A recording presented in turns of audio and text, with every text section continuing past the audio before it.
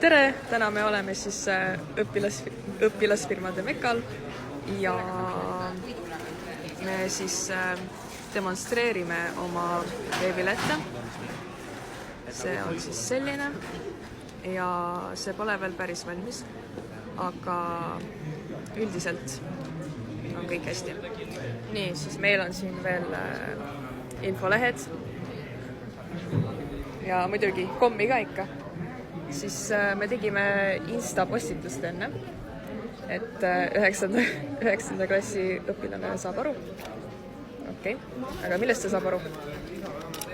Ja siis, et 9. klassi õpilane on segaduses. Aga millest on segaduses? Ei tea, keegi ei tea.